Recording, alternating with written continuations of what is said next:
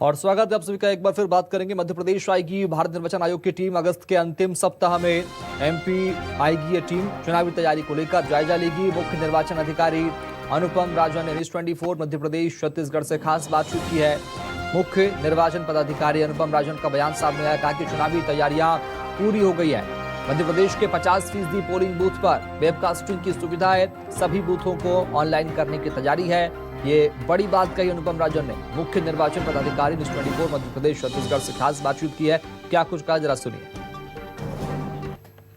मध्य प्रदेश में विधानसभा चुनाव की तैयारियां जोरों पर हैं और मेरे साथ हैं मध्य प्रदेश की विधानसभा चुनाव से जुड़ी हुई तैयारियों की पूरी तैयारियों को अमली जामा पहनाने वाले मुख्य निर्वाचन पदाधिकारी अनुपम राजन साहब।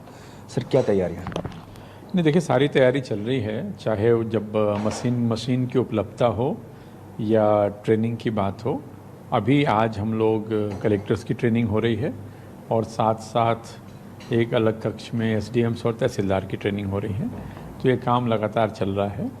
एसडीएम्स तहसीलदार की ट्रेनिंग का आज ये 6वां बैच था। टोटल 9 बैच में ट्रेनिंग हो रही है। 3 बैच इंदौर में हुए, भोपाल में ये आखिरी बैच है जिसमें 140 एसडीएम्स और तहसीलदार ट्रेनिंग ले रहे हैं। और इधर 52 जिले के जो कलेक्टर्स हैं उनकी ट्रेनिंग हो रही है। उसका आज दूसरा और अंतिम दिन है। तो मशीनों की उपलब्धता से लेकर के और मैन पावर की ट्रेनिंग तक सारा काम, इसके साथ साथ जितने भी काम हैं, मतदाता सूची के निर्माण, लॉ एंड ऑर्डर की रिपोर्ट, हर प्रकार की जो गतिविधि चुनाव से संबंधित है वो अपने निर्धारित समय पे हो रही है। सर, बहुत सारे नए कलेक्टर आ गए होंगे, बहुत सारे नए तहसीलदार आ गए होंगे इस बार। कुछ के नए पहली बार किसी का इलेक्शन का एक्सपीरियंसेस रहा होगा। क्या निकल के आ रहा है सर अभी तक? नहीं, जो भी कुछ कलेक्टर्स नए हैं, जैसा आपने कहा कुछ तहसीलदार नए हैं, तो जो भी लोग आए हैं सभी को ट्रेन किया जा रहा है, सभी को प्रशिक्षित किया जा रहा है और सभी लोग बड़े तन्मयता के साथ, तत्परता के साथ प्रशिक्षण प्राप्त कर रहे हैं। और ये ट्रेनिंग भी भारत निर्वाचन आयोग से जो एक्सपर्ट्स हैं वो आए हैं।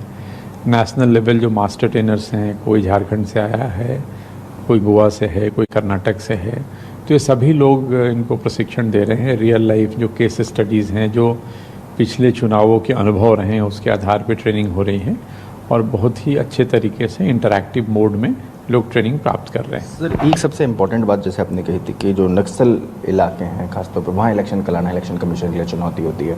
दूसरी ओर जहाँ के पोलिंग बूथों को लेकर जो बातें निकल कर सामने आती है, जहाँ संवेदनशील इलाके थे, उनको लेकर इस बार क्या खास तैयारी करनी की? देखिए, जो संवेदनशील केंद्र होते हैं या जो नक्सल प्रभावित इलाके की बात करी आपने, बालाघाट, मंडला, डिंडोरी, इन सभी क्षेत्रों में जो संवेदनशील मतदान केंद्र हैं, एक तो वहाँ पे जो अर्धसैनिक बल जो होता है, सेंट्रल फोर्सेज जिसको हम कहते हैं, उनकी तैनाती की जाती है, पर्याप्त संख्या में की जाती है।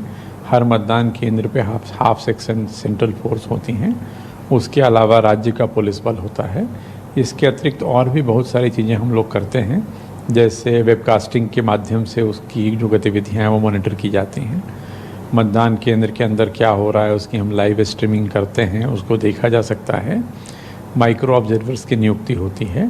तो तमाम तरह की चीज़ें, सेक्टर ऑफिसर्स को हम उसमें ज़्यादा डिप्यूट करते हैं ताकि मतदान शांतिपूर्ण हो और सुरक्षित तरीके से मतदान संपन्न हो।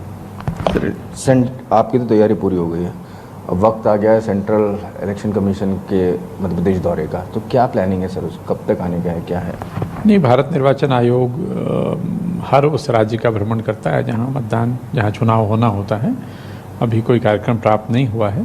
जैसे ही कार्यक्रम प्राप्त होगा हम आपको सूचित करेंगे। इस बार क्या सर नवाचार, कुछ ऐसा नवाचार हो रहा है जो अगले दूसरे स्टेट्स में नहीं देखने को मिला है, या कुछ स्पेशली कर रहे हैं आप? नहीं, नवाचार जैसी दूसरे स्टेट में क्या हो रहा है, हर स्टेट अपने अपने तरीके से चुनाव सही ढंग से उसको करते हैं। हम लोग भी जो इंफॉर्मेशन टेक्नोलॉजी है, जो आईटी का बृहद उपयोग कर रहे हैं। अभी भी आपने देखा, नाम जुड़वाने के लिए भी हम लोग क्यूआर कोड जो है उसका काफ़ी प्रचार प्रसार कर रहे हैं। कॉलेजेस में और तमाम जगहों पे क्यूआर कोड का यूज़ किया जा रहा है। वेबकास्टिंग की जैसे मैंने बात की, पहले 10% मतदान केंद्रों में वेबकास्टिंग होती थी।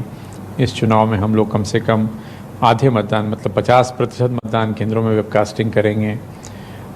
मतदाताओं को वोट करने के लिए कतार में ज़्यादा न लगना पड़े, उनका वेटिंग टाइम रिड्यूस करने के लिए शहरी क्षेत्रों में हम लोग ऐप के माध्यम से टाइम स्लॉट्स बुकिंग करने के लिए प्रयास कर रहे हैं कि अर्बन एरियाज़ में उनका जो वेटिंग टाइम है वो कम किया जा सके।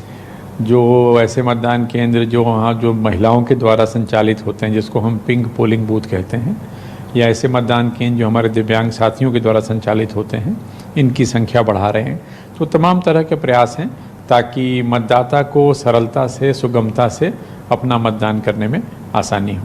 तो ये हैं मध्य प्रदेश के मुख्य निर्वाचन पदाधिकारी अनुपम राजन, जो बता रहे थे मध्य प्रदेश की चुनावी तैयारियों के बारे में। कैमरामैन भरत बुंदेला के साथ अजय शर्मा, न्यूज़ 24 भोपाल।